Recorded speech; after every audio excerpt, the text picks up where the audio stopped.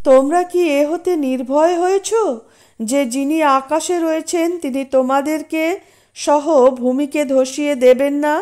অনন্তর তা আকস্মিকভাবে থরথর করে কাঁপতে থাকবে। অথবা তোমরা কি এ হতে নির্ভয় হয়েছ যে আকাশে যিনি রয়েছেন তিনি তোমাদের উপর কাঁকর প্রেরণ করবেন না? তখন তোমরা জানতে পারবে আমার সতর্কবাণী কিরূপ ছিল। এদের পূর্ববর্তীগণও অস্বীকার করেছিল, ফলে আমার শাস্তি কিরূপ হয়েছিল। ওরা কি লক্ষ্য করে না ওদের উপর পাখপাখালির প্রতি, যারা ডানা প্রসারিত করে ও সংকুচিত করে? দয়াময় আল্লাহই ওদেরকে স্থির রাখেন। তিনি সর্ববিষয়ে সম্যক দ্রষ্টা। দয়াময় আল্লাহ ব্যতীত এমন কে আছে যে তোমাদেরকে সাহায্য করবে? কিন্তু কাফিরেরা তো প্রবঞ্চনার মধ্যেই ডুবে রয়েছে। তিনি যদি তাঁর জীবনোপকরণ বন্ধ করে দেন, এমন কে আছে যে তোমাদেরকে জীবনোপকরণ দান করবে? বস্তুত ওরা অবদ্ধতা ও সত্য বিমুখতায় অবিচল রয়েছে। যে ব্যক্তি ঝুঁকে মুখে ভর দিয়ে চলে সেই ঠিক পথে চলে, নাকি সেই ব্যক্তি যে রজু হয়ে সরল পথে চলে?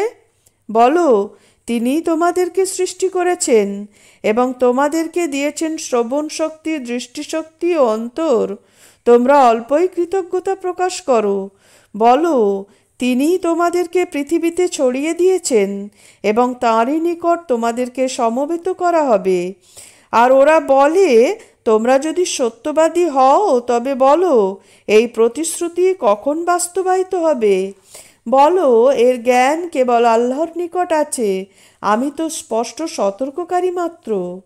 ওরা যখন তা আসন্ন দেখবে তখন কাফিরদের মুখমণ্ডল ম্লান হয়ে পড়বে এবং ওরা বলবে, এই তো তোমরা চাইছিলে।